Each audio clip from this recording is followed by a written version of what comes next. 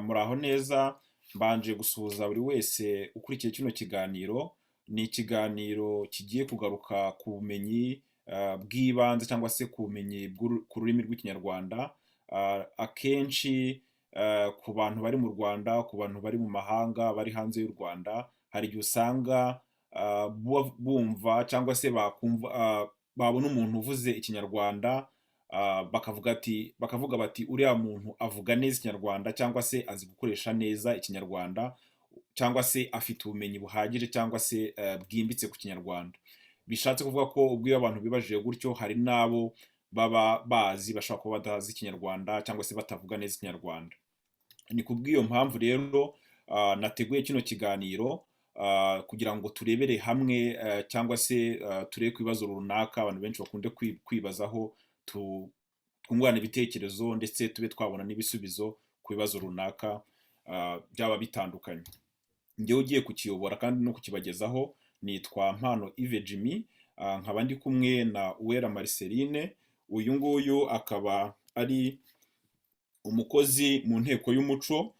Iyi nteko ikaba ibarizwa muri Minisiteri y'Urubyiruko n'Umuco.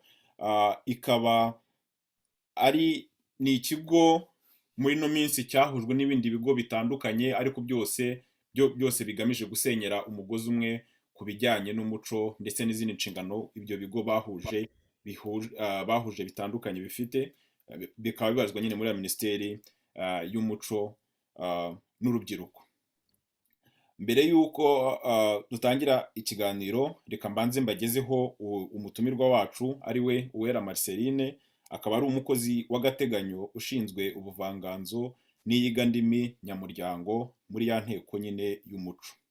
Mbere y'uko ajya muri zino nshingano, mbere yari ashinzwe iyigandimi nyamuryango mu kigo cyahoze cyitwa Inteko Nyarwanda y'Ururimi n'Umuco.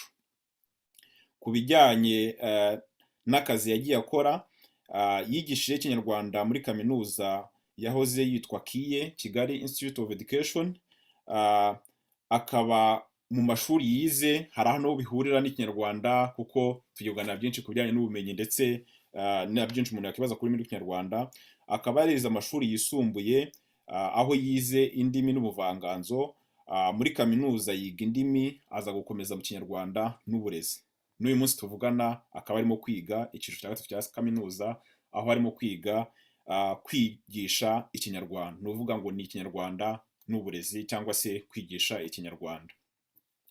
Uwera Marceline, muhaye ikaze muri kino kiganiro. Nkaba nishimiye cyangwa se navuga ko tugiye kungurana ibitekerezo. Ikaze. Murakoze cyane. Mbere na mbere navuga ntese mu byo mvuze mwakoze cyangwa se mukora cyangwa se mwanyuzemo, hari aho nshobora kuba washyiraho akantu k'isumbwe wenda ubona ntavuze, wenda wowe ukaba ari ako wakongeraho?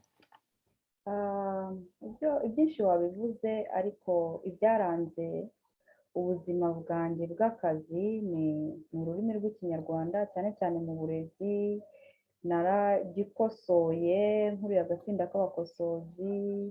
Nakunze gukorana n'inzu zisohora ibitabo mu kunoza ibitabo by'abana bisohoka mu Kinyarwanda. Ubu hari iryuga bacuze, tuzasuzuma tukareba niba neza rinoze, ngo ni ukuba umutokozi ni edita, gukuramo ibitotsi. Ubwo rero ibyaranze imikorere yanjye, ubuzima bw'akazi cyane, ni Ikinyarwanda nk'ururimi, ukaba n'umuco. Ikinyarwanda buri muco kuwutandukanya umuco n'ururimi ni ibintu biba biri kumwe, kuko ururimi ni kimwe mu bigize umuco w'abantu ubaranga. N'ubwo buzima bwanjye rero muri rusange, kwigisha Ikinyarwanda, ibijyanye n'umuco no kugikora mu kazi gasanzwe, kaba ako mpemberwa buri munsi cyangwa n'akandi k'ubwitange. Okay, murakoze cyane. Hari ijambo uvuze ngo iryuga bacuze, aho bakoresha umutokozi. Ijambo iryuga turimo turagana mu Kinyarwanda, urumva hari n'iri jambo ngira ngo benshi bashobora kuba batarizi. Ngenda arizi, ariko wenda hari benshi ushobora gusanga batarizi. Hari n'aho ukunze kumva bavuga ngo amuga. Nkeka ko wenda ashobora kuba ari ubwinshi bwa rya jambo iryuga. yego. amuga cyangwa se iryuga nk'uko wari ubivuze, ah, bivuze iki? Kuko ni ijambo rishobora kuba ari rishyashya ku banyarwanda cyangwa se mu kinyarwanda benshi bashobora kuba batarizi, ariko se iryo jambo amuga risobanuye iki? Waduha n'ingero wenda runaka? Yego, urakoze cyane. Buriya ururimi rugira inguni cyangwa ingeri nyinshi. Mu rurimi rero dusanga ko hari amagambo yihariye akoreshwa mu cyiciro cy'umurimo runaka.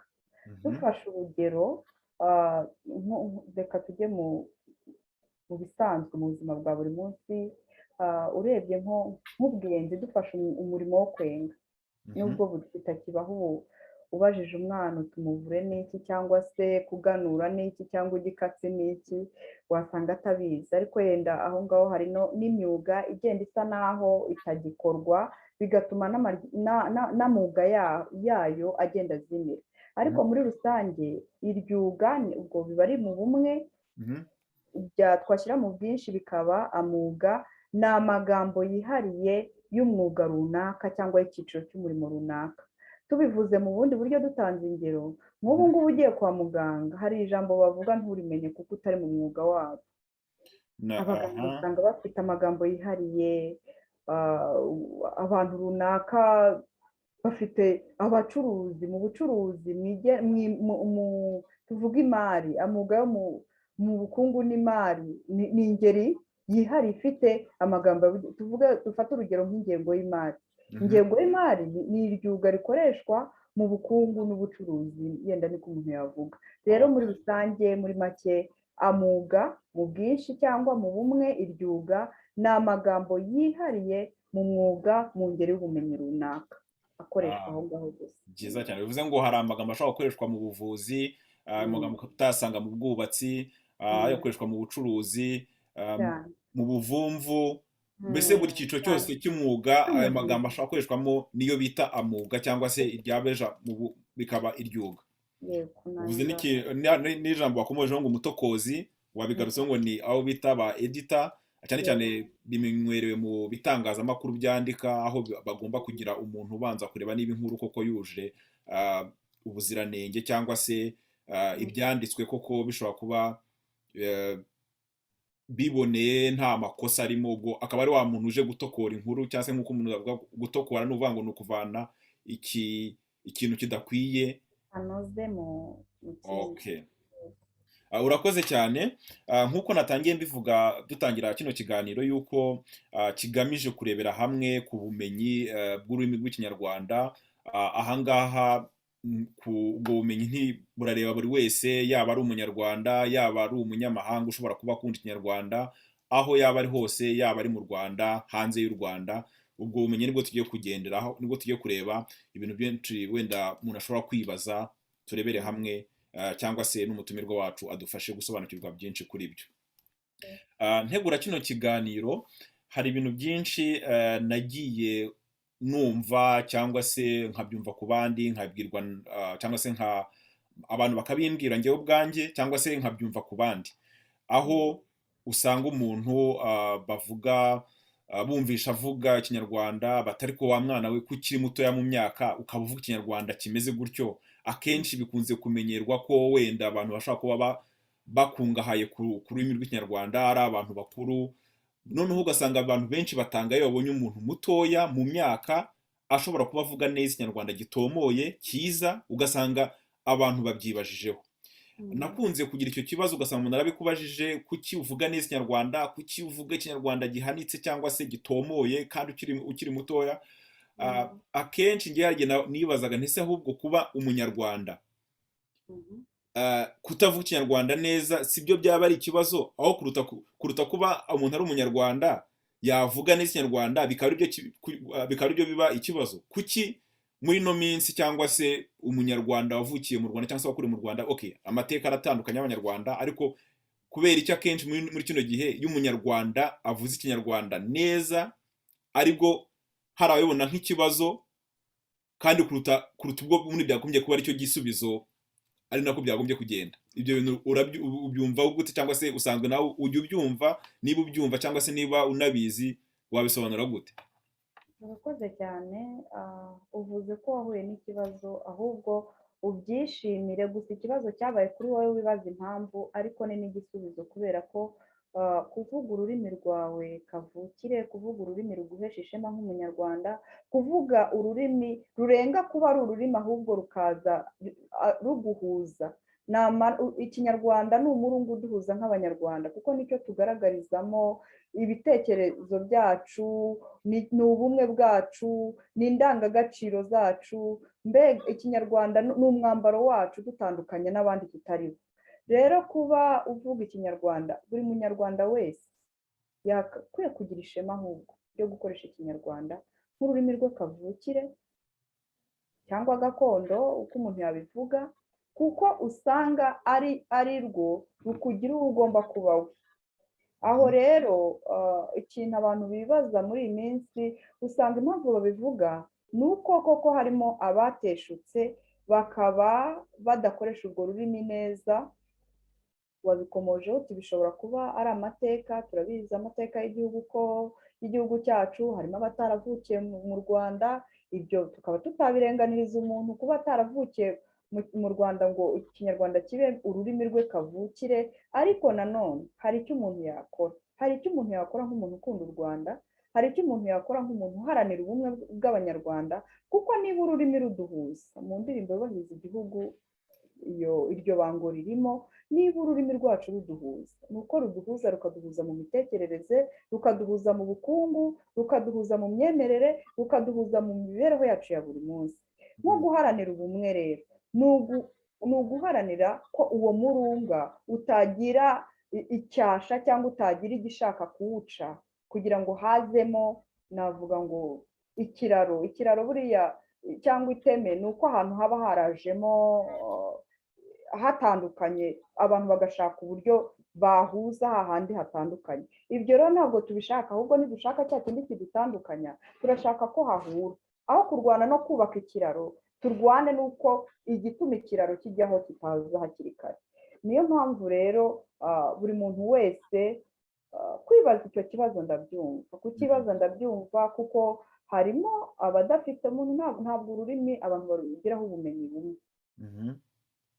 Niyo mpamvu rero bashobora kuba bibaza batese icyo kinyarwanda uvuga, ariko nanone birashoboka kugikunda ukagikoresha neza, birashoboka kukiga kikaguhuza n'abandi mu muryango. Yewe ikinyarwanda kwigwa mu ishuri, kuko ururimi ntabwo ikinyarwanda cyangwa se ururimi urwo ari rwo rwose ntabwo ari akwimeza nk'amenyo y'uruhinja. Ururimi rw'aba kavukire ni ubumenyi, nk'uko umuntu ajya kwiga andi masomo akagiraho ubumenyi butandukanye. rwaba ururimi kavukire, gusa ururimi kavukire rwo ntabwo abarwiga bavunika. Iyo umuntu afite ururimi kavukire ntabwo avunika nk'ugiye kurwiga nk'ururimi rwa kabiri.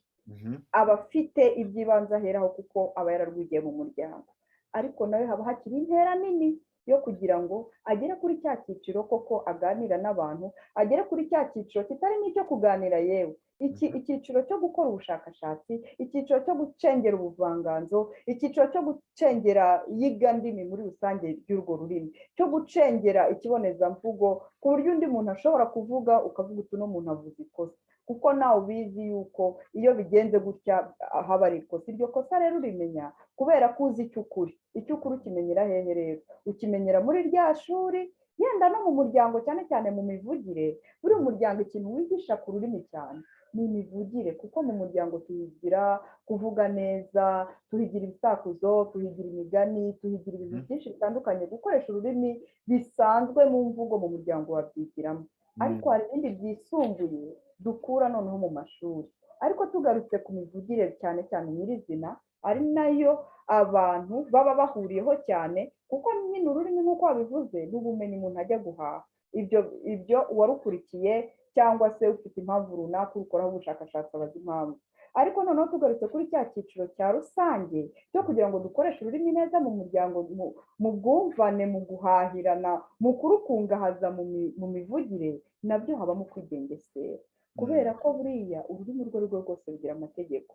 Niyo mpamvu rero wakumva umuntu bavuze bati wowe mpano kumva ugerageza gukoresha ururimi rw'ikinyarwanda neza, buri warashyizemo umuhati, kuko urebye inzira unyuramo, urebye abo muganira, ururimi umuntu arigengesera, arigengesera mu mikoreshereze yarwo, kuko ururimi iyo ukoresha, ese ni ukubera iki umuntu yajya gukoresha igifaransa agatekereza akavuga ngo se ngo iri jambo ndashyiraho, reka mbivuge, ndashyiraho iyi haritike, urabyumva? Niyo mpamvu urabanza ukabitekereza mbere y'uko uvuga ijambo. Rero no mu kinyarwanda kugira ngo wubake interuro urabanza ukavuga ngo si isanisha ndarishingira kuri he jambo. Niyo mpamvu uzajya kumva ukumva umuntu aravuze ngo ijambo ryose umuntu avuze rikaba rifitanye isano n'irihe, iryo jambo rifite isano rikaba ariryo rishobora gutuma ijambo mu nteruro rikoreshwa mu buryo bumwe cyangwa ubundi. Hari ikintu wagarutseho wavuze uvuga ngo kavukire, akenshi bikunzwe abantu bakunda kubivuga, ururimi rwacu ikinyarwanda ni ururimi gakondo, ni ururimi kavukire. Ayo magambo abiri gakondo na kavukire ashobora kuba asobanuye iki iyo umuntu avuze gutyo ngo ikinyarwanda ni ururimi gakondo cyangwa ni kavukire k'abanyarwanda, cyangwa se ni kavukire cyangwa ni gakondo yacu? Ayo magambo asobanuye iki? Afitanye isano? Ese yaba atandukanye? Ayo magambo abantu benshi bakunze kuyakoresha bumva ko asobanuye kimwe, ariko afite byinshi ahuriyeho, ariko afite n'itandukaniro. Nk'iyo uvuze ikintu gakondo, gakondo ni uko wagisigiwe n'abasokuruza, wavutse ugisanga. Urumva rero n'ururimi ntabwo twavutse turusanga. Abanyarwanda kuva babaho bavutse bavuga ikinyarwanda. Bishatse kuvuga, ukomeje kuri icyo kintu, nibuka hari ubwo abantu bajya bibaza ngo se ngo ururimi rw'ikinyarwanda rwaturutse, ni nk'uko wakwibaza ngo wowe waturutse hehe? Uvutse nyine uri umunyarwanda uvuga urwo rurimi. Rero ururimi, niba tuvuga ngo ururimi ni gakondo, tuba twararusanze, twararusigiye n'abasokuruza, twararurazwe, ariko ushobora no kururagwa rukaba gakondo y'abanyarwanda, nawe uri umunyarwanda, ariko noneho atari ururimi kavukire rwawe.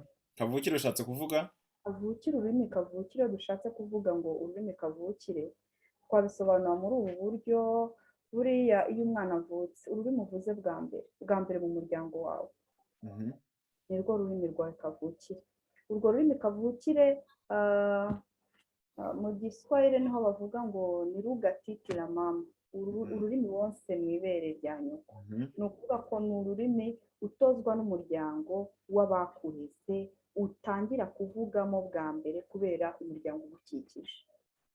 Urwo rurimi rero rushobora kuba ururimi rw'igihugu, uko mu Rwanda bimeze, kuko ikinyarwanda ari ururimi rw'igihugu, rukaba ururimi kavukire. Rushobora no kuba ururimi rw'umuryango, kuko umuryango wawe runaka niba uvuga ururimi runuru, rushobora kuba urwo rurimi uvuga atari ururimi rw'igihugu, rukaba kavukire yawe mu muryango, ariko atari ururimi rw'igihugu. Bivuze ko noneho nk'umwana w'umunyarwanda ashobora kuvukira ku babyeyi b'abanyarwanda batuye mu Rwanda, ariko muri kwa kuvuka k'umwana no gukura akavuka iwabo mu rugo bakoresha icyongereza, cyangwa se bamubwira mu cyongereza. Ururimi kavukire rwa mwana uri mu muryango nyarwanda akaba ari icyongereza, ntirube ari ikinyarwanda, kuko ni rwa rurimi yize bwa mbere, bamwigishije bwa mbere, atitaye ngo aho ndi bavuga uruhe rurimi mu buryo busanzwe. Nicyo nagisobanuye, kuko ururimi rwawe kavukire rushobora kuba urw'igihugu usangiye n'abenegihugu bose, cyangwa se rukaba urw'usangiye n'umuryango wawe wakureze. Kandi ikintu cya mbere umuntu ku rurimi kavukire ururimi kavukire buri muntu aba aruzi neza kurenza izindi ndimi. Uzarebe ururimi, nubwo buriya ururimi kugira ngo uruvuge neza bisaba guhora uruvuga, ariko ubundi ururimi rwawe kavukire nirwo utangira kumenyeramo isi, nirwo utangira kumenyeramo ibitekerezo. Akenshi ubu unaruvuga neza, n'ibitekerezo biza biyunguruye kubera ko ari rwo rurimi wakoresheje bwa mbere. Ni ururimi rero usanga umwana azi neza kurusha izindi, kandi yaravuze bwa mbere mu muryango. Ibyo bintu binyibukije, hari imvugo ivuga ngo burya iyo umuntu atazi ururimi rwe kavukire, ururimi yatangireho kuvuga, yiga kuvuga, iyo ataruzi neza, ko bimugora kuba yamenya izindi ndimi z'amahanga, cyangwa se izindi ndimi ashobora kwiga nyuma, bitewe n'uko akenshi mu gutekereza dutekereza, cyangwa se abantu dutekereza muri rwa rurimi cyane cyane twigiyeho mu kuvuga, noneho ugasanga mu zindi, mu gihe niba ari ukuzivuga cyangwa se kuzikoresha, habaho uko gukoresha gutekereza muri rwa rurimi kavukire kugira ngo ubashe kumvikanisha eh, icyo ushaka kuvuga mu rundi rurimi wize nyuma rutari kavukire, bakavuga ko byaba bigoranye kuba niba umuntu atazi ururimi rwe kavukire kuba azabasha kumenya za ndimi zindi, kuko za ndimi zindi uba uzitekereza muri rwa rurimi rwawe kavukire. Ariko nakibaza ngo hari benshi muri ino minsi usanga b'abanyarwanda cyane cyane urubyiruko, byo ni ibintu umuntu atatinda kugarukaho, usanga muri ino minsi iyo bavuga, iyo bandika ikinyarwanda ushobora gutangazwa no kubona amagambo bandika cyangwa se ibyo bavuga. Hari ingero nyinshi, kuko njyana n'ikibazo gishobora kuba giteye inkeke muri ino minsi, aho ubona urubyiruko ikinyarwanda cyabo bakoresha, igihe abantu bibaza se abana urubyiruko bafite ururimi rwabo barimo gushaka gucura, cyangwa ni ikinyarwanda twese tuzi abantu twavukiyemo dukoresha. Byatuma nibaza se niba uru rubyiruko dufite muri ino minsi n'abantu bakuru byo barahari, ariko wenda reka nitse ku rubyiruko, niba muri ino minsi tubona ikinyarwanda cyabo gisa nkaho gikemangwa. Umuntu noneho se nkurikije iriya mvugo ivuga ngo niba umuntu atazi ururimi rwe kavukire biragoranye ko yamenya izindi ndimi, byahita bitanga ishusho y'uko, cyangwa se isura y'uko kuba bamenya icyongereza cyangwa igifaransa cyangwa izindi ndimi, tubona ko ubumenyi bwabo mu kinyarwanda buri ari mbarwa, ko kumenya za ndimi zindi bishobora kuba byaba bigoranye, cyangwa se ushobora gusanga abo tubona muri ino minsi bandika cyangwa se bavuga n'ikinyarwanda ariko wenda izindi ndimi bakaba bashobora kuba bazizi, ugasanga biranyuranya na ya mvugo twari tumaze akanya tuvuzeho. Ibyo umuntu yabirebera mu buryo bubiri. Hari ushobora kuba atavuga ikinyarwanda kinoze kubera ko atari ururimi rwe kavukire, cyangwa atigeze aba mu muryango ukivuga, cyangwa se kubera amateka ye akaba akoresha ikinyarwanda kitanoze kubera ko urwo ikinyarwanda atari ururimi rwe kavukire, azi izo zindi kubera umuryango yabayemo. Ariko nanone hari ubundi buryo dushobora kubireberamo. Wavuze iby'urubyiruko rwandika, hari buriya no mu rurimi habamo icyo twita urufefeko. Urufefeko ubwo tube turushyize ku ruhande, kuko urufefeko ubundi ntirurenga icyiciro runaka cyangwa ntirurenga itsinda runaka. Iyo rero umuntu yatangiye kuzana urufefeko mu kinyarwanda cya giseseka, aho byaba ari ukurengera, kuko abanyeshuri bagira imvugo bashobora gukoresha bakiri ku ishuri, kandi iyo mvugo usanga irangirana iyo batandukanye umuntu, cyangwa se baba bashaka guheza undi muntu batari mu itsinda rimwe. Ibyo byo twabishyira ku ruhande. Ariko noneho turebye mu kinyarwanda rusange, mu kinyarwanda mbonera, mu kinyarwanda gikwira abantu bakwiye gukoresha, dusanga koko harimo ubundi buryo cyangwa se ikindi cyiciro wasanga unamuhaye rwa rurimi akwereka ko azi, ahubwo atamara iminota 5 aruvugamo, ahubwo avangavanga.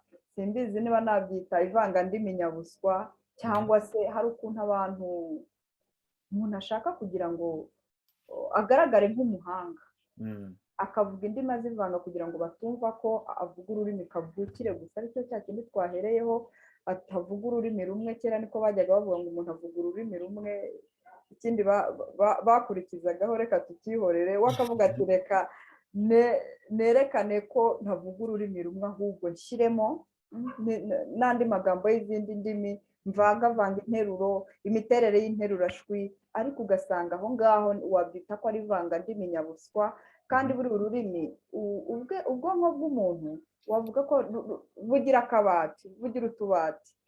Buriya uhamagaye uri umuntu uzi ururimi rwawe kavukire, ntabwo bikubuza kumenya. Tugarutse kuri ya ngingo twahereyeho, ururimi rwawe kavukire ntibikubuza kumenya izindi ndimi, kandi ukazivuga neza, kandi ukazikoresha mu gihe cya nyacyo. Buri ikibazo kigoye urubyiruko cyangwa n'abandi bakoresha indimi muri iki gihe, ni uko umuntu atamenya igihe agomba imvugiro. Imvugiro buriya uretse no gukoresha indimi zitandukanye, imvugiro inaza no gukoresha inzego z'ururimi. Ubu uko tuganira jye nawe dushobora kuba turi nko mu cyiciro cy'imyaka kimwe, bishobora kuba byaba bitandukanye nuko naganira n'undi muntu wisumbuyeho, nuko najya gutanga ikiganiro cyangwa imbwirwaruhame ahantu runaka. Ibyo rero uretse hagati y'indimi ngo umenye ahantu ugomba gukoresha ururimi runaka, n'ururimi ubwarwo nyirizina rugira inzego ugenda umenya ngo ndaha ngaha, kuko ururimi padiri akoresha asoma misa ntabwo ari bwo yakoresha yasuwe na bagenzi be. Icyo rero nacyo tugomba kukimenya. Ugasanga rero nk'uko twabihereyeho, kumenya ururimi rwawe kavukire ni ihame na UNESCO yarabivuze yuko bikubera umusingi wo kumenya n'izindi ndimi, kubera ko iyo urumenye neza ujya kwiga imiterere y'izindi ndimi ugereranya n'urwawe kandi rugufasha gutekereza. Ukaba buriya tunarebye turebe ngo mu mateka y'u Rwanda hari abantu bagiye biga amasomo amwe n'amwe mu kinyarwanda, uko hagiye habaho impinduka mu burezi, yenda ikinyarwanda kikaba ururimi rwigishwamo mu gihe runaka, usanga bitarabaye imbogamizi y'uko abantu bashobora kuba batazi urwo rurimi. Bishatse kuvuga ko rero ururimi ni wowe ubwawe, mu bwonko bwawe harimo utubati rwose, akabati kabika igiswahili, akandi kakabika ikinyarwanda, kandi kakabika igiswahili, igifaransa, akandi kakabika icyongereza. Ushobora guhamagara ururimi ushaka mu gihe runaka ukaruvuga, kandi ururimi rwawe kavukire rwose ntirukubera imbogamizi, ahubwo rukubera umusingi wo gutangira kubakiraho kugira ngo utekereze n'ibindi. Urakoze cyane. Ibintu uvuze binyibukije akenshi ikibazo abantu bakunda kubaza, umuntu agasanga arimo arasa nk'aho akugisha inama n'abantu bakuru aha ngaha njya mbabona, ugasanga nawe kubaza se kuzi ikinyarwanda cyangwa se ko kugira ngo umuntu amenye ikinyarwanda cyiza wenda si ukuba ari cya kindi kizimije kirimo amagambo azimije, ariko nanjye menye ikinyarwanda mbe ndi mu bandi bantu, mbe nakora ikinyarwanda mu buryo butomoye kandi cyiza kiboneye. Akasa nk'aho akugisha inama nakora iki, cyangwa se akakubaza nakora iki kugira ngo umenye ikinyarwanda cyiza. Wadusangiza ni iki wenda cyane cyane abantu bakuru muri ino minsi nabo barahari, wenda hari abantu bavukiye cyangwa se bakuriye mu mahanga, ndavuga b'abanyarwanda, ugasanga wenda bafite icyo kibazo cy'ukuntu bitewe n'uko wenda batari wenda ahantu bakoresha ikinyarwanda umunsi ku wundi, ariko akakubaza inama yakoresha cyangwa se ingamba kugira ngo amenye neza ikinyarwanda. Wadusangiza ni nk'icyo umuntu yakora kugira ngo akungahaze ubumenyi ku rurimi rw'ikinyarwanda? Urakoze cyane. Icyo kibazo ubajije ni ikibazo cyiza, kuko ngira ngo mu kwiga indimi cyangwa mu gukoresha ururimi, ngira ngo ushobora kuba nta n'uwo wasanga afite ubumenyi ku rurimi bungana yenda na 80%. Ibyo ntibishoboka. N'abo twafatiraho urugero baba bafite icyiciro cy'ubumenyi bagezeho mu rurimi, ariko ururimi iteka ni ukwiyungura. Reka dufate nk'urugero, dufate ururimi turufate nk'inyanja. Inyanja buriya iri aho ngaho, ukeneye amazi. Iyo ukeneye amazi ushobora kujyana akajerekani k'amaritiro 5. Iyo ujyanye akajerekani k'amaritiro 5 bakavoma, ukakageza mu rugo ukagakoresha ibyo ushaka, hari n'ubwo wagera mu nzira umuntu akagusabaho amaritiro 2 ugasigarana 3, ugasanga cyangwa yagusaba amaritiro 10 ugasanga ufite 5. Ni hahandi umuntu ashobora kukwitabaza mu rurimi, kuko wavomye makeya, ubwo ufite ubumenyi bukeya, uramuha ibyo ufite nyine. Ariko niba umuntu ajyanye nk'iki kidomoro, we mpano ujyanye ikidomoro, urakijyanye, uravomye, ukizanye mu rusisiro rw'iwanyu, uragiteretse. Niba amenya ngo mpano yavomye ikidomoro cy'amazi gifite litiro 200,000, ushaka akajerekani k'amaritiro 5 azaza iwawe umuhe kandi ashira inyota agende, usanga uhindutse ikigega, kuko wowe witeganirije wavomye menshi. Bishatse kuvuga iki rero? Bishatse kuvuga ko ururimi rurigwa, ururimi urasoma, umenya ibirugize, insigamigani, biratwigira muri byinshi. Ikinyarwanda ni n'ururimi rukungahaye. Burya hari urwigira rimwe ari ururimi, ukarwigira rimwe ari umuco. Ururimi rw'ikinyarwanda navuga ngo rurihagije. Dufashe nk'urugero buriya nk'imigani y'imigenurano, buriya irigisha, irarera, yigisha ururimi, ariko nanone ni n'umuco, harimo n'indangagaciro. Urabyibuka kera tukiri abana abantu bajyaga bavuga bati iyo umuntu aciye umugani ku manywa ahinduka umuserebanya. Ese ntitubizi? Turabizi. Ariko buriya iyo urebye icyo byabaga bigamije, byabaga harimo indangagaciro yo gukunda umurimo. Abantu baca imigani igihe bakitse imirimo nimugoroba, ibintu byose babishyize ku murongo. basaga n'aho bavuze ngo abana babahaniragamo kuriya ukanga guca umugani ku manywa ngo udahinduka umuserebanyi ariko ubizi, ariko bagira ngo uramuka ukora ibindi noneho umugani uze kuwuca waciye akabogi imirimo wayishyize ku murongo. Urumva ko rero niryo somo riri inyuma kuvuga ngo umuntu aciye umugani nijoro ahinduka umuserebanya, ni ukugira ngo ku manywa uze kuhugiye mu bindi bintu, ibikorwa bitandukanye umuntu akora mu muryango, noneho aze guca umugani nimugoroba yacitse indi ya mirimo. yego. Ibyo rero usanga ururimi, inama twagira abantu, ururimi rurigwa. Icya mbere cyo bisaba kurukunda. Gukunda ururimi. Gukunda ururimi, wamara kurukunda ugaharanira kumenya ibirukubiyemo. Kuko urebye imigani ya kinyarwanda, ugaharanira kumenya ingeri z'ubuvanganzo, ugaharanira kumenya amategeko agenga ururimi, ugaharanira kumenya isanisha, ibyo byose bisaba kurukoresha kandi urukunze. Icyo ni cyo kintu cya mbere umuntu yabwira abantu, kuko rurigwa. Ntabwo kuba ari ururimi kavukire waravukiye mu muryango uvuga ikinyarwanda, ibyo ntibihagije kuvuga ngo uzi ururimi, ntabwo bihagije. Hari ubundi bumenyi kandi rwose ntibigoye, usanga ubwinshi haba mu mvugo, ubwo twagarukiye mu mvugo kuko ubundi bumenyi bwo bukenera andi mashuri ahanitse nk'izindi ngeri z'ubumenyi. Ariko noneho niba turi mu kinyarwanda kivugwa, ikinyarwanda kiduhuza, ikinyarwanda gituma duhahirana, ikinyarwanda gituma wifuzwa mu misango, ujya wumva ngo umuntu runaka ngo uriya muntu aganira neza. Ibyo bintu biratozwa. Kera mu muco nyarwanda twagiraga itorero, kandi n'ubu niryo ryari irerero rya kera, kandi n'ubu ririho. Hari ibikorwa byinshi by'itorero, ndavuga komisiyo y'itorero ikora mu rwego rwo kugarura, kongera gutarama, rwo kugarura indangagaciro, rwo kugarura uwo muco w'ubutore waranze abanyarwanda kuva kera. Ibyo rero, ibyo bikorwa byose iyo umuntu atabiha agaciro, kuko abyigiramo byinshi, umuntu utazi akamaro kabyo, twigiramo ibintu byinshi. Twigiramo kutaba igifura, twigiramo kuba umuntu urangwa n'imyifatire myiza, kuba imfura. Ujya wumva ngo umuntu ni imfura y'u Rwanda. Ibyo byose, ibyo bikorwa biragendana. Rero ikintu twakangurira abantu ni uko baharanira gukoresha ururimi neza. Icyo utazi ukakibaza. Niba ufite kakajerekani k'amaritiro 5 ugasanga mpano wavomye ikidomoro, ukamubwira uti ariko ahangaha birakehanye, ndahurira, bigenda gute? Umuntu akora iki? Nakunze urwo rugero rukoresheje yuko ururimi ari nk'inyanja, noneho buri wese ubumenyi afiteho cyangwa se yagera kuri urwo rurimi byaterwa n'igikoresho we yifashe cyangwa se uburyo yifashe, kugira ngo uwavomye litiro 5 undi akavoma akoresheje ijerekani cyangwa se ikidomoro gishobora kuba cyarimo litiro 20. Urumva ko bose ingano y'amazi cyangwa se ururimi bazaba bafite bitandukanye.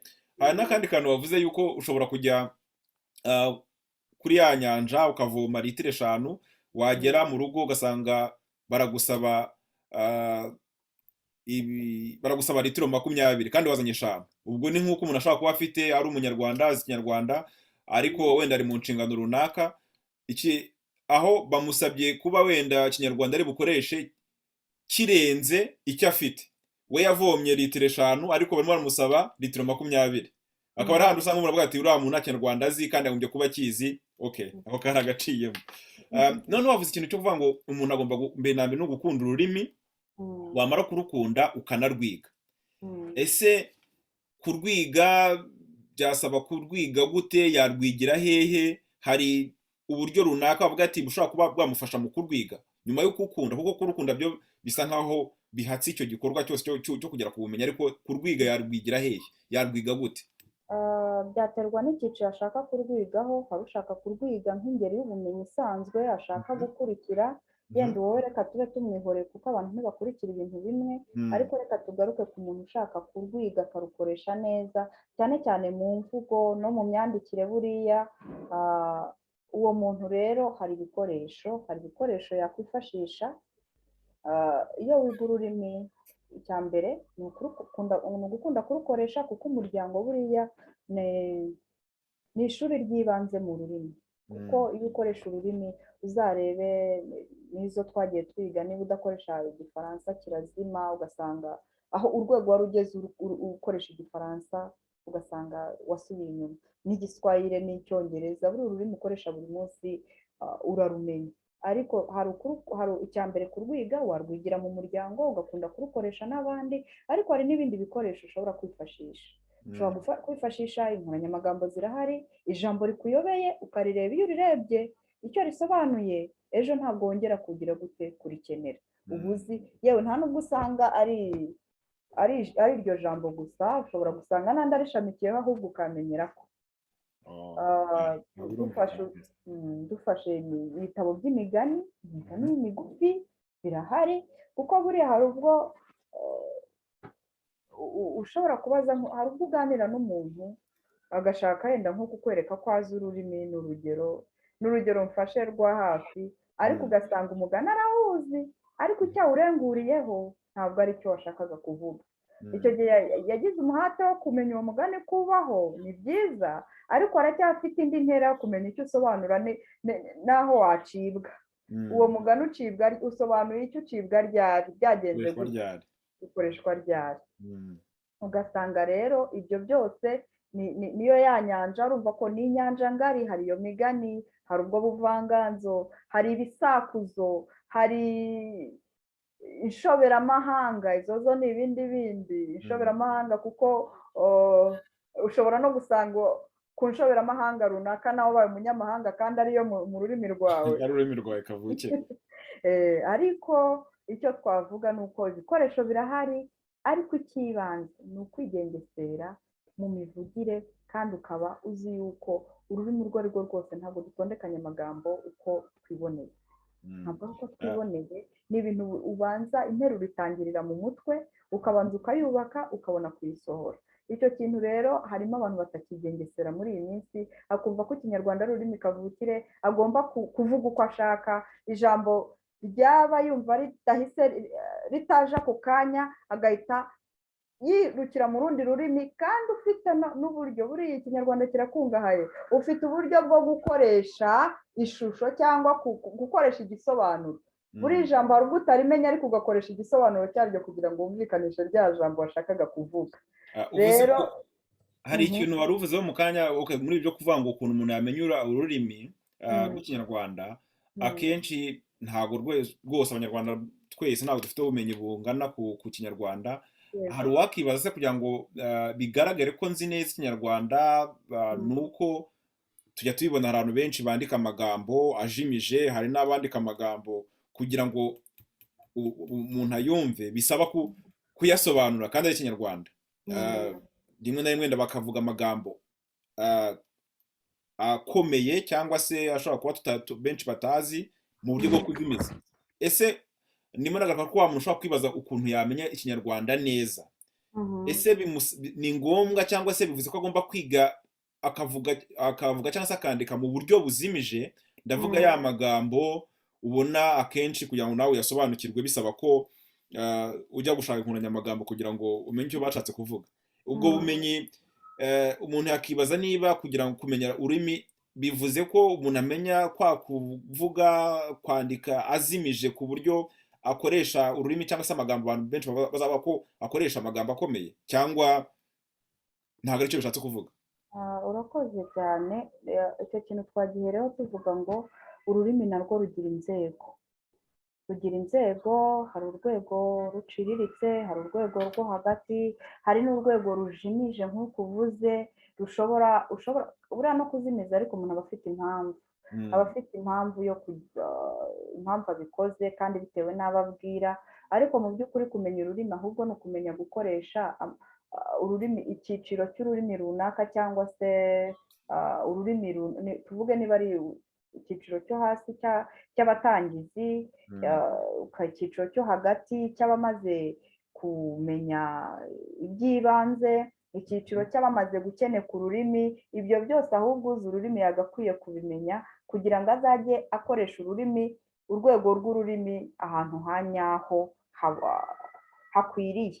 N'aba ari mu cyiciro, tuvuge niba ari arimo atanga ikiganiro runaka n'abandi bahanga, amenye ururimi akoresha, niba arimo aganira n'abana amenye ururimi ababwira, niba ari mu kiliziya amenye ururimi avuga. Ibyo byose rero kumenya ururimi bikubiyemo izo nzego zose kandi ukamenya uburyo uzikoresha. Naho kuzimiza biterwa n'impamvu runaka. Hari ubwo umuntu ushobora kubona yanditse yajimije ariko abikoze ku bushake kubera icyo ashaka, ubwo nabyo aba abizi kukuzimiza kubera impamvu runaka kandi ufite icyo ugambiriye. Ariko buriya nanone uriya wajimije ashobora no kuba ibyo yajimijemo wabimubwira akabikoresha noneho no ku cyiciro cyo hasi cyumvwa n'abantu bose. Rero kugira ngo umenye ururimi ni uko wamenya izo nzego kandi ukigengesera ku kivugwa n'imvugiro. Nicyo kintu umuntu areba kugira ngo akoreshe ururimi neza. Hari ikintu nakunze kubona akenshi nk'abana cyangwa se abantu bakuriye mu cyaro cyangwa se bakuranye n'abantu bakuru, cyane cyane hanavuga nka ba nyirakuru cyangwa se sekuru w'umuntu. Akenshi abo bana uzasanga iyo bari mu bandi cyangwa se aho banyura hose usanga ubumenyi bafite ku rurimi rw'ikinyarwanda, yaba mu mivugire cyane cyane, kuko akenshi wenda niyo umuntu agiye kwandika hari igihe wandika ibyo wenda no kuvuga usanga uvuga, ugasanga bafite ubumenyi bukungahaye. Na kubaza nti ese kumenya ururimi neza aho umuntu yakuriye cyangwa se abo yabanye nabo, abantu yabanye nabo cyangwa yakoranye nabo bifite ruhare ki? Hamvuze wenda mu cyaro, kuko akenshi usanga abantu bakuriye mu cyaro hari ukuntu, n'abantu bakuriye mu mujyi cyangwa se bavukiye mu mujyi hari ukuntu usanga wenda tutagiye muri byo nivuga ngo umuntu kuba yarukunze, kuba wenda yashishikaye agashyiramo umuhate we, ariko hari n'igihe usanga aho umuntu yakuriye mu cyaro, mu mujyi, abo yabanye nabo bishobora kumufasha kugira bwa bumenyi bw'ibanze. Ibyo bintu nkawe nk'umukozi, nk'umuntu ushinzwe ubuvanganzo n'iyiga ndimi nyamuryango, bivuze iki, bisobanuye iki? Kuko hari benshi wenda bashobora kuba bakibaza bigenda gute, urabivugaho iki? Urakoze cyane. Umuryango ubundi ni irerero ry'ibanze ry'umwana. Nk'uko twabivuze, twabonye ko kuvuga ngo ururimi ni ururimi kavukire rw'umuntu, nuko ari rwo rurimi amenya mbere mu muryango avukiramo. Niba umuntu rero avukiye aho bakoresha ururimi kandi bakarukoresha neza, ibyo birumvikana ko uwo mwana najya no mu ishuri uzasanga ari wa mwana udashobora kumvana ikosa runaka kubera ko yakuriye ku muryango w'icyitegererezo. Nk'ubu hari nk'amakosa mu mivugire aturuka mu barera abana, aturuka aho abana, ibyo ni byo twavuze nk'abana, umwana utagize uburere, no mu kinyarwanda turabivuga ngo uburere buruta iki? Ubuvuke. Cyane rero aho umwana akuriye bimuha uburere bw'ibanze buzanamukurikirana buri kintu uhaye umwana. Icyo utamitse umwana bwa mbere kimujyamo kandi kikamugenga mu minsi yo kubaho. Rero umuryango umuntu avukiyemo rwose ugira uruhare runini cyane mu burere bw'umwana. Niba umwana avukiye, ni nayo mpamvu wabikomojeho, umwana avukiye mu muryango utita ku rurimi rw'ikinyarwanda, akavukira mu muryango wenda bavuga icyongereza, cyangwa se dufate n'urugero nk'ubu muri iki gihe abana basigaye barerwa n'abakozi bo mu rugo, ugasanga yenda umukozi wo mu rugo ururimi avuga, umwana wawe utamwitayeho ngo urebe bwa burere, urebe uburere ahabwa n'uwo biriranwa, wazasanga igihe cyarakurenganye. Ni nacyo dukangurira ababyeyi, kwita ku bana, akanya umuntu abonye kose agafata umwanya wo kuba yasomera abana ibitabo, yo kuba baca imigani, yo kumva imvugo umwana akoresha, kuko hari umwana ushobora gukura akoresha imvugo nyandagazi kubera abo biriranwa. Ubwo rero uburere bw'umuryango, uburere bw'umwana ukiri muto ni ngombwa cyane, buramugenga no mu gihe kizaza. Ariko n'ahantu usibye no kuvuga mu muryango abo bana nabo, ariko se tuvuye mu muryango hanze y'ahasigaye, urugero navuga ni nk'uko abana bo mu mijyi n'abana bo mu byaro, hari igihe usanga abana bo mu mijyi bafite indi mikoreshereze yabo y'ururimi, icyo yego. kintu cyo kuba hanze y'umuryango, ahandi hasigaye aho umuntu abarizwa naho Umuryango navuze rero buriya hari Mm, umuryango wo mu rugo muhuje amaraso, mhm, ariko hari n'icyo twita umuryango nyarurimi. mhm, Umuryango nyarurimi ni umuryango muhuriye kuri urwo rurimi mukoresha, ni abo muhuje urwo rurimi mukoresha. mm, Umuryango nyarurimi rero nawo ugira uruhare mu mikoreshereze y'ururimi, kandi niba ari wo urimo nawe urwo rurimi nirwo uzagira ute, nirwo uzavuga. Uwo muryango rero duhere mu muryango wo mu rugo, ariko noneho tugira n'umuryango mugari, aho umwana anyura agiye kwiga, aho ajya kugura ikaramu, ibyo byose aho hose agenda ahagira gute, ahigira ubumenyi. Aho rero naho umuntu arahareba. Em, hari ikintu nenda ntangira navuze, nakomojeho cyo kuvuga ngo amateka. Amateka y'abanyarwanda, dufite amateka atandukanye, ashingiye aho abantu bavukiye, aho abantu bakuriye. Hari abavukiye mu Rwanda bakura mu Rwanda, hari abavukiye mu mahanga barahakurira, hari abavukiye mu mahanga bakurira mu Rwanda, ku buryo ibi byose usanga no ku bijyanye n'ubumenyi ku rurimi rw'ikinyarwanda bugenda butandukana. Ha- nta nubwo byagutangaza umuntu runaka wenda bitewe n'ubumenyi buke afite ku rurimi rw'ikinyarwanda, wamubaza cyangwa se ugasanga akakubwira yuko ati ngewe ntabwo ikinyarwanda ntabwo nkizi bitewe n'aho navukiye, ntabwo ari ururimi navukiyemo, cyangwa se navukiye ahantu batakoresha ikinyarwanda. Ugasanga yego ni ikibazo ku banyarwanda. Ese aho umuntu yavukiye nk'uko nguko wenda abantu bavukiye mu mahanga, bishobora kuba urwitwazo cyangwa se impamvu y'uko uwo muntu yakumva ko atakiga rwa rurimi nk'ikinyarwanda abaye ari mu Rwanda, kuko hari abantu benshi babikoresha nk'aho nyine akavuga ko ari urwitwazo. Yego ni amateka ntabwo wahenda, ariko se hari icyo kintu cy'amateka n'ururimi wabihuza gute kugira ngo ntibibe urwitwazo, ahubwo wenda umuntu, kuko hari na benshi tuzi mu Rwanda bavukiye kandi bakurira hanze, baza kuza mu Rwanda uyu munsi wa none bakaba bavuga neza kandi bakoresha neza ikinyarwanda. Bivuze ko ah, kuba amateka gusa bitaba urwitwazo. Ntabwo icyo twagiye tuvuga tuti kugira ngo umuntu amenye ururimi agomba kubanza kurukunda. Niba utarukunze uri umunyarwanda ukaba udakunda ururimi rw'ikinyarwanda, ubwo nawe waba wiyanga. Aho Mhm, rero ugomba kubanza kwikunda. Iyo wikunze umenya uwo uri we, iyo wikunze umenya icyaguteza imbere, iyo wikunze uharanira ishema mu ruhando rw'amahanga. mm, Niyo mpamvu rero ururimi rwawe n'umuco wawe bikwiye kukuranga aho uri hose, kuko uri umunyarwanda kandi ururimi ni ingobyi iduhetse, ururimi ni umuco wacu, ururimi ni bwa bumwe, ururimi sinzi ukuntu nabyita, buriya ururimi rwawe rutuma ugira ikintu cyo kwiyumvamo ishema, ikintu kiguhuza n'uwo uri we. mm, Aho rero ntabwo numva ko umuntu yagakwiye kugira urwitwazo, kuko uko byagenda kose, aho uzaba hose, aho uzajya hose, uzaba uri umunyarwanda.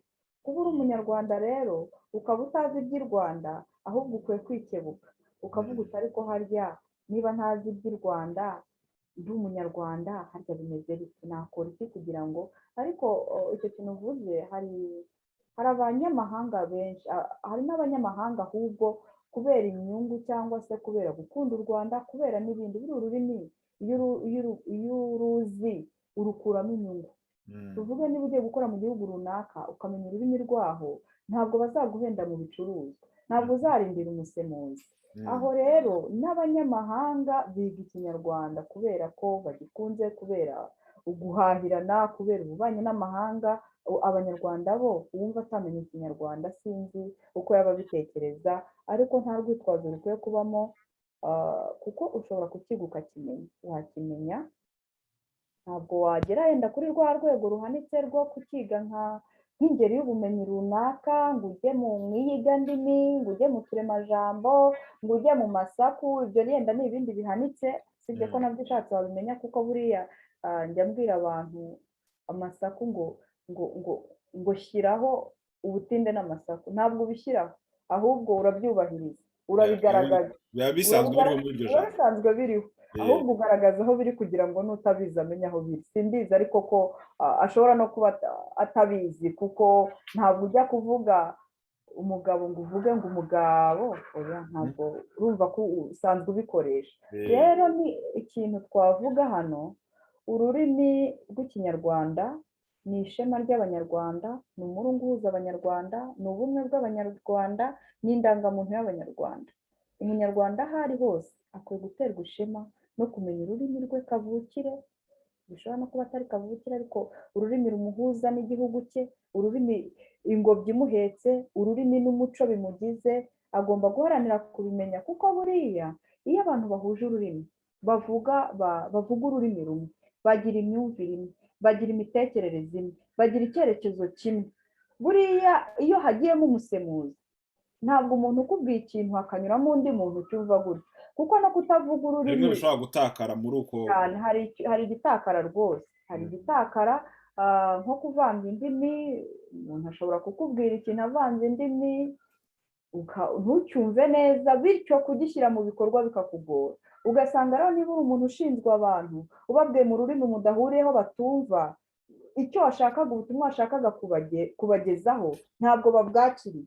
Nibatabwakira ngo mugire icyerekezo kimwe, mugire imitekerereze imwe, uzasanga hajemo icyo cyuho cyo kubanza kugira gutekereza cya kintu wababwiraga, rimwe na rimwe ntibanagishyire mu bikorwa uko wagishakaga. Rero ni ngombwa yuko ururimi rwacu ruba indangamuntu yacu nk'abanyarwanda, rukaduhuza kandi tugaharanira kugira ngo turukoreshe neza mu ruhando rw'amahanga, kuko buri ururimi ntabwo rugarukira ku muco gusa, ururimi ni n'ubukungu. Eh, uvuze ku Ururimi ni kintu, ubukungu. hari aho uvuze ngo ivangandimi, hari n'aho ugeze kuvuga ngo ivangandimi nyabuswa. Mhm. ah, icyo kintu cy'ivangandimi ngira ngo sinjye waba ukibajeho cyane, hari benshi Mhm. bakibazaho. Bikunze kugaragara ku banyarwanda benshi benshi bari mu Rwanda, bari mu kazi, abanyarwanda bari hanze, Mhm. ugasanga kuvanga indimi. Yego dufite umuryango nyarwanda, dufite igihugu gikoresha indimi enye, Mhm. igifaransa, icyongereza, igiswahili ndetse n'ikinyarwanda. Mhm. Ariko hari abanyarwanda benshi, sinshatse kuvuga yenda ngo bari mu kazi runaka cyangwa se muri rusange abanyarwanda, Mhm. ugasanga ikintu cyo kuvanga indimi, avuze amagambo cyangwa se avuze interuro, ariko wajya kure ugasanga interuro iba irimo za indimi zirenze ebyiri cyangwa eshatu. Mhm. Ngarutse, hari porofeseri Niyomugabo Cyprien, Mhm. nigeze gusoma inkuru, aho bari banditse ku byo yagarutseho, avuga ko akenshi iyo umuntu avanga indimi, Mhm. ah, hari igihe akenshi uwo muntu nta rurimi, izo ndimi zose Mhm. atazizi neza, Mhm. akaba atazi ikinyarwanda neza, akaba atazi igifaransa neza cyangwa n'icyongereza neza, noneho akamera nk'aho arimo kwirwanaho, Mhm. aho amagambo atayazi, ugasanga arimo arashaka gutira mu yandi magambo, ariko ko bishobora kuba ikimenyetso cy'uko uwo muntu avanze indimi eshatu, y'uko izo ndimi zose ashobora kuba zose atazizi neza, noneho arimo ariyambaza izindi kugira ngo yumvikanishe ubutumwa bwe. Icyo kintu Mhm. cy'ivangandimi, mbere na mbere ivangandimi ni iki? Ubwo urambwira icyo bishatse kuvuga, wenda hari benshi bashobora kuba babyibazaho. Ese Mhm. rigira ingaruka ki ku rurimi rw'ikinyarwanda? Ingaruka rigira, ese ryakwirindwa gute? Birashoboka ko Mhm. ryakirindwa gute? Urakoze cyane. Hari mu gukoresha indimi, gukoresha ururimi, hari ubwo ushobora gukoresha ururimi rurenze rumwe, yenda mu mbwirwaruhame yawe, mu ijambo wafashe cyangwa se mu kiganiro ufite, ariko nabyo ushobora kureba ngo ibyo bintu byakozwe gute. Hari umuntu ushobora gutangira akavuga ikiganiro, yamara kukivuga mu cyiciro runaka akagikoresha akagihindura no mu rundi rurimi. Aho ntabwo nabyita ivangandimi. Mhm. Ashobora kuba yakoresheje ururimi rwa mbere, ariko ibyo yavuze akaba yakoresha n'urundi rurimi bitewe n'abo abwira. Aho cyo ntabwo ari ivangandimi, ahubwo yakoresheje indimi ebyiri kugira ngo yumvikanishe ubutumwa, Mm. kandi ibyo ni ibisanzwe bitewe n'abo ubwira. Ariko nanone hari ukuntu umuntu akoresha indimi nyinshi, agatangira interuro, hagati mu nteruro, yaba imiterere y'interuro ubwayo, cyangwa se kuvanga amagambo y'urundi rurimi muri ya nteruro. Dufate interuro nk'ikinyabumwe cy'ururimi aba aricyo tugenderaho. Icyo gihe wabyita ivangandimi. Ivangandimi kuko ntiyaretse igitekerezo ngo kirangire abone gutangira ikindi. Ni ukuvuga ko igitekerezo akivuze mu ndimi ebyiri, kandi uko kuvuga igitekerezo mu ndimi ebyiri yavanze bishobora kuba inzitizi y'ubutumwa yashakaga gutanga, kuko mu babwira hari n'ubwo ubuze izo ndimi zombi ariko yazivanga nawe ntugire icyo ukuramo, uzizi rwose ariko zivanze ntugire icyo ukuramo. Aho rero iryo vangandimi niryo ritera ibibazo cyane, bituma ubutumwa butumvikana. We ashobora kuba abikoze gutyo yirwanaho ngo ubutumwa bwumvikane, cyangwa se hari n'ubwo ashobora kuba ijambo ritaje ako kanya, ariko iyo ritaje ako kanya nicyo twahereyeho tuvuga ngo ijambo ushobora kuba dufate nk'urugero, ushobora kuvuga uti ushaka kuvuga nk'inkoranyamagambo. Ijambo inkoranyamagambo hano ndayifite iki gitabo, ukavuga uti inkoranyamagambo, ukumva iryo jambo ntirije, yenda ni iryuga ryo mu iyigandimi, ugahita uvuga uti ariko nashakaga kuvuga igitabo gikubiyemo ibisobanuro by'amagambo. Urumva uhise witabaza ubundi bumenyi ufite mu rurimi, ntiwavuga inshoza y'ijambo, ntiwavuga ijambo rimwe, ahubwo uvuga igisobanuro cya rya jambo. Aho rero ntabwo umuntu yagakwiye kubyitwaza, ntidufite ubumenyi bumwe birumvikana, ariko kugira ngo utange ubutumwa bugere ku ushaka kubugezaho mu rurimi runaka bitewe n'abo ubwira, ni ngombwa kwigengesera mu rurimi ukoresha, ukigengesera, kubera ko iyo utavuze mu rurimi runoze cyangwa se mu rurimi bitewe n'abo ubwira bumva, bituma bwa bwumvane bucika. Iyo ubwumvane bucitse haba habayeho nta gisubizo ubona cy'ibyo washakaga kubagezaho. Ibyo rero numva abantu dukwiye kwigengesera cyane cyane mu mivugire, kuko buriya niba tuvuga ko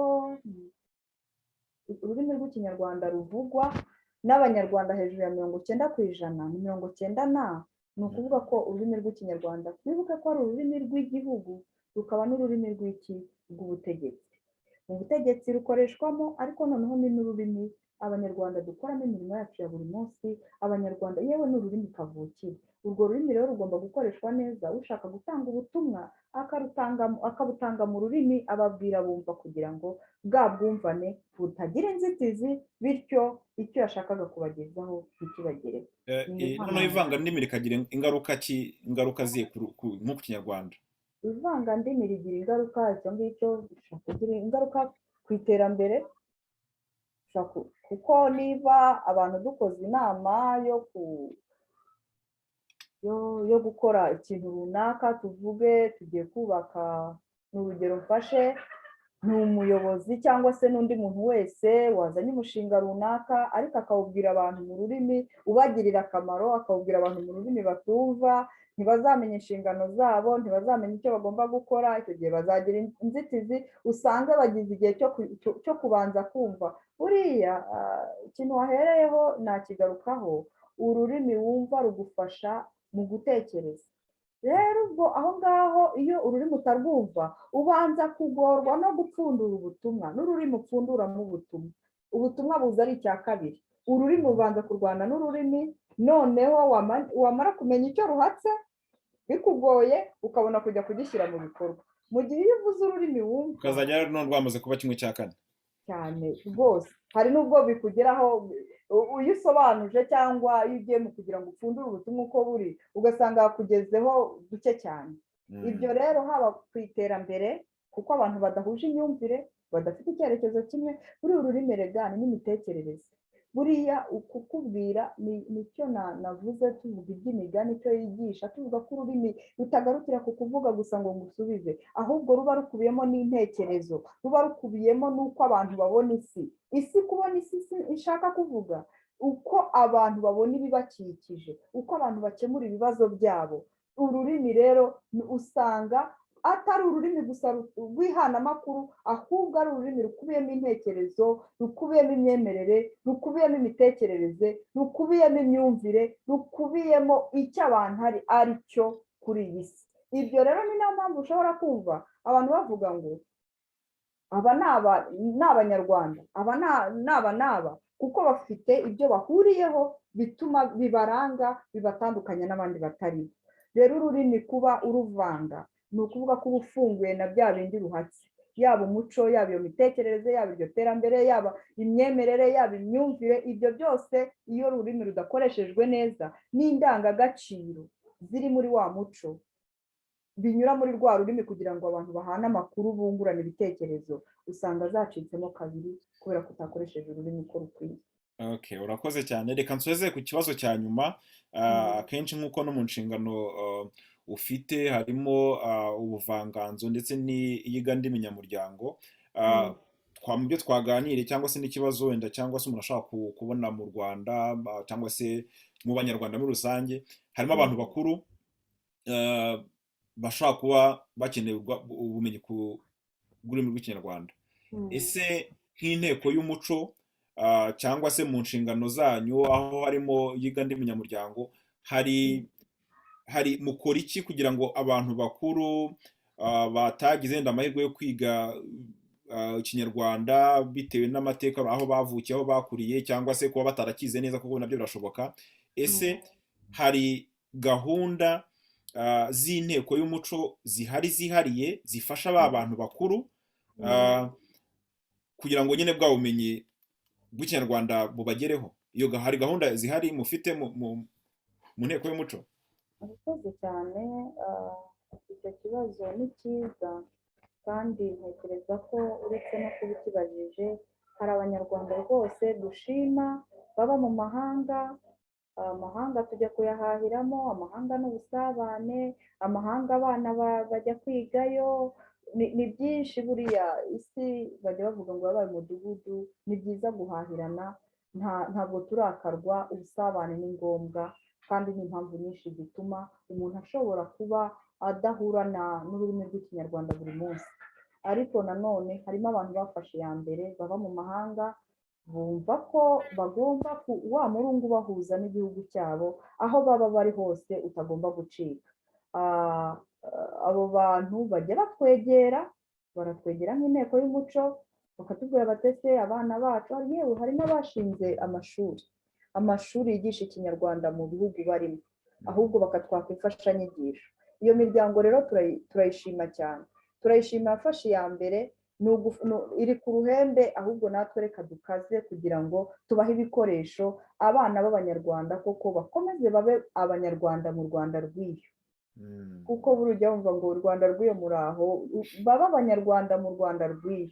Rero icyo dukora nk'inteko y'umuco, dutegura imfashanyigisho. Ubu hari na gahunda yaguye igiye gutangira ndetse yanatangiye ya Ndiga Ikinyarwanda. Ndiga Ikinyarwanda ikubiyemo kuba umunyarwanda utakivuga neza yakuramo ibyo agomba gukoresha kugira ngo akinoze, ariko noneho n'umunyamahanga ushaka kwiga ikinyarwanda. Erega twavuze ko ururimi ari inyanja. Ushaka kuvoma ntabwo umuntu yagukoma n'ubwo wumva ngo inyanja ni rwose wagenda ukavoma.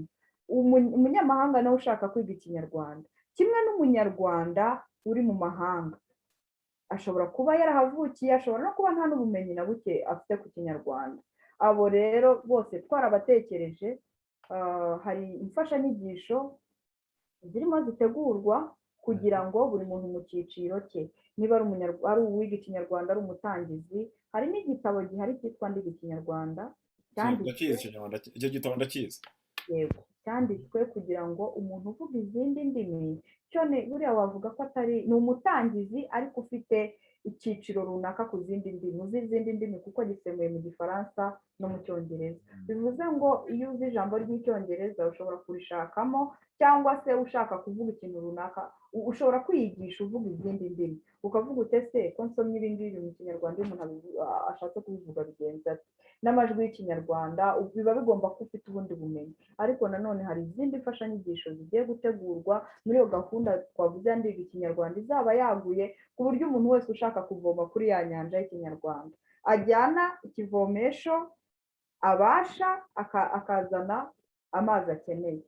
Buri Okay, muntu ku nshimye giti. rwose iyo gahunda, ahubwo icyo kintu ugarutseho cyo kuvuga cyo gufasha abanyarwanda baba hanze, baba mu mahanga n'abana, icyo Mm, kintu ndagikunze.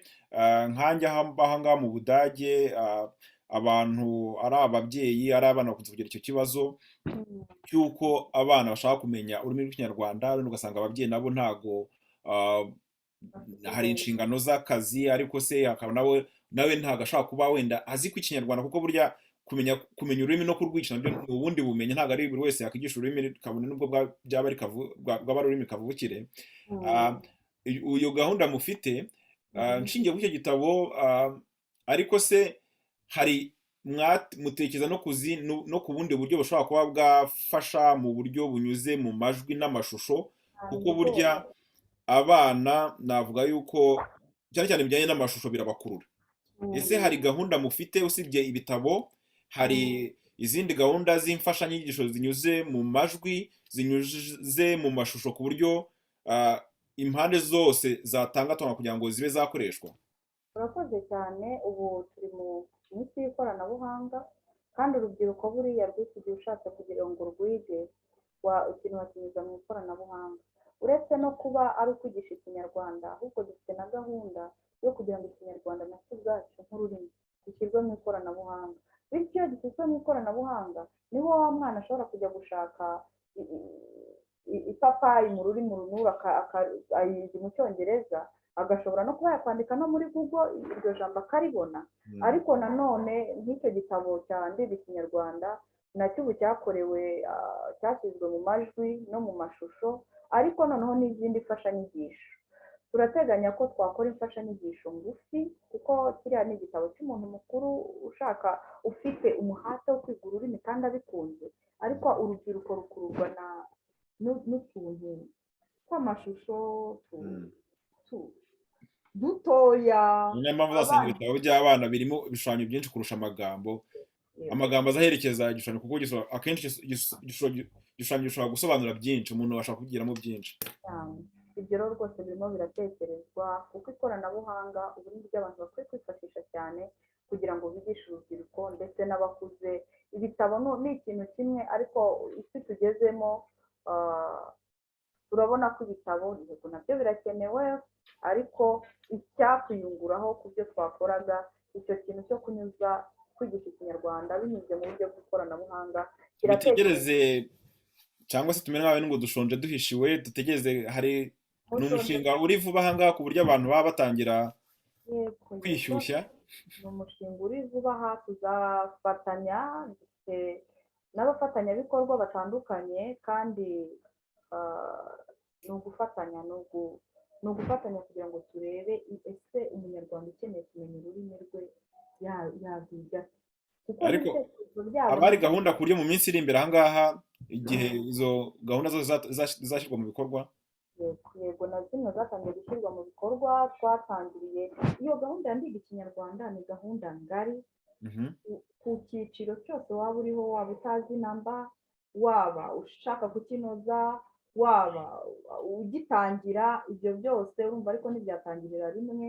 Ariko iyo gahunda yaratangiye nk'ubu, abo mu Rwanda bashaka kunoza imivugire yabo y'Ikinyarwanda ndetse n'imyandikire, iyo gahunda yaratangiye. Ariko n'urubyiruko ruri mu mahanga no gutegura imfashanyigisho umuntu ashobora gufata akiyigisha, zashyirwa mu majwi no mu mashusho, yewe zizajya zinyuzwa no ku mbuga nkoranyambaga, aho urubyiruko rufata umwanya munini, ku buryo umuntu ashobora kugenda akajya nko kuri YouTube agasangaho yenda tudusakuze mu Kinyarwanda. Umwana icyo kintu abonye uwo mutwe w'isomo byamukurura, akajya kureba uko basakuza, ejo bivuze ko akazasubirayo. muri uwo mushinga mugari hazaba hariho uvuze kuba byanyura ku mbuga nkoranyambaga. N'inteko y'umuco ifite uburyo izashyiraho, ku buryo umuntu niba ashaka yasura akavuga ati ndasanga kuri runo rubuga, cyangwa se ndasanga kuri uno murongo, ku buryo abonaho bwa bumenyi. Okay. tuzazagezaho nibimara gutunganywa, abanyarwanda bari mu mahanga bazabimenya. Hari n'abatwihamagarira, ni byiza cyane. Navuze ko hari abantu bafite inyota yo kuba abo bagomba kuba bo, ni umunyarwanda, nta munyarwanda ku izina ahubwo akaba umunyarwanda wujuje bwa bunyarwanda. Abo rero n'ubundi bagenda bahamagara inteko y'umuco bavuga bati dukeneye iki, dukeneye iki, mu bufatanye tukagenda tugerageza gukemura ibibazo nubwo bidakemukira icyarimwe, ariko ubushake nibwo bwa ngombwa kuko nabo baba bafite ibitekerezo. Nuhamagara abafite igitekerezo akavuga ati buriya mbonye nk'abo bashinze amashuri yo kugira ngo bigishe urubyiruko ikinyarwanda n'umuco w'u Rwanda, baratangiye. Iyo batangiye rero bamenya icy'ibanze. Twe dushobora no kuvuga tuti iki nicyo kibanza, ahubwo hari icyo waretse unafite wahita ubaha kikabafasha.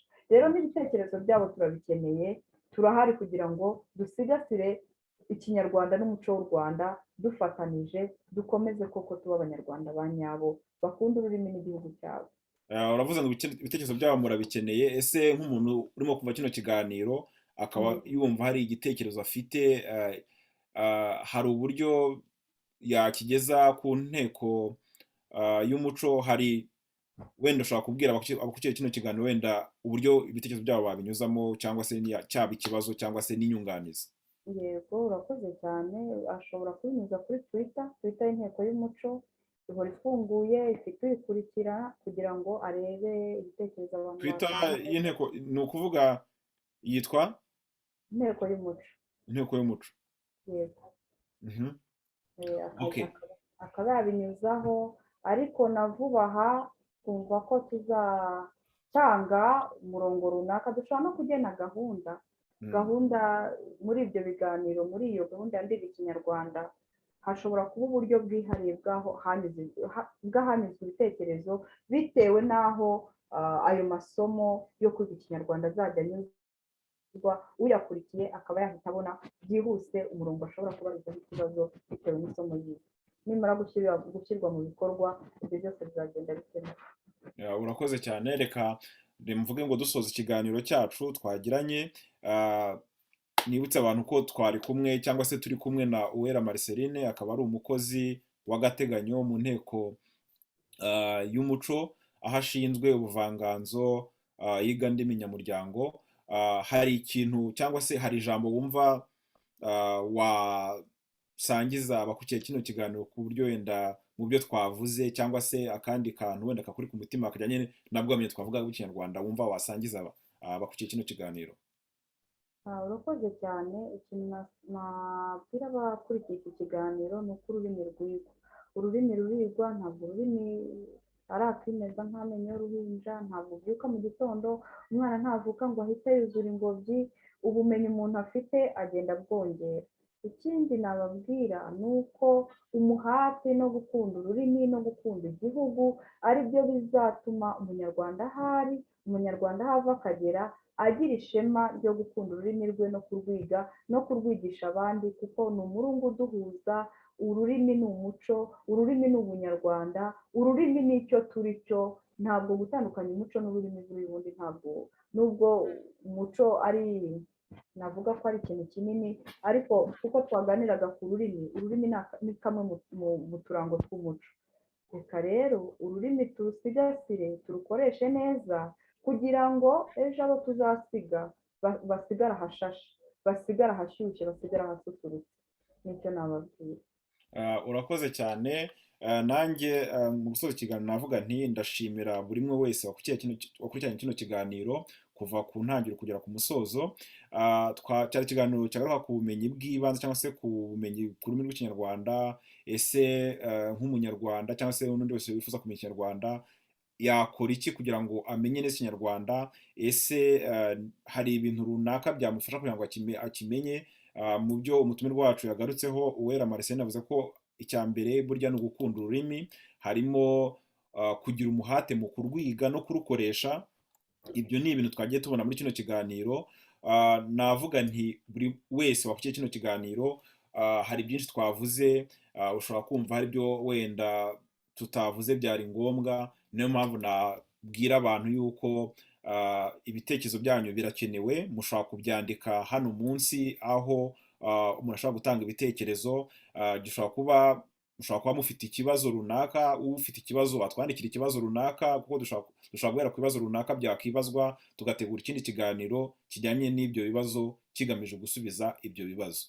usibye ibibazo hari n'abo baba bafite inyunganizi, hari ibyo twavuze bitandukanye, turi abanyarwanda benshi, cyangwa se n'undi ubona hari ikindi kintu cyavugwa nk'inyunganizi yacyandika aha ngaha aho umuntu atanga ibitekerezo munsi.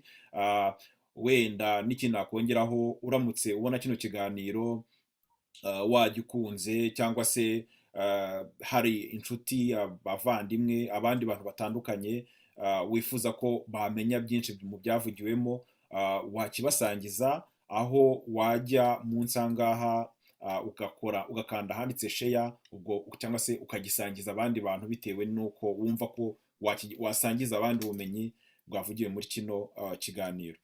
Marceline rero Uwera, ndagushimiye cyane ku mwanya wawe wafashe kugira ngo tuganire twungurane ibitekerezo. Ndabigushimiye, ndizera ko wenda mu bibazo abantu bazabaza, cyangwa se inyunganizi, cyangwa se ikindi kintu cyose bazatugezaho, umwanya uramutse ubonetse ko wenda twazakora n'ibindi biganiro bitandukanye. Murakoze cyane, ndagushimiye. Kandi reka nkwifurize kugira umugoroba mwiza, namwe bari badukurikiye aho muri hose, reka mbifurize kugira ibihe byiza, mukomeze muhahe, muronke mu byo murimo, ikindi amahoro abane namwe. Murakoze.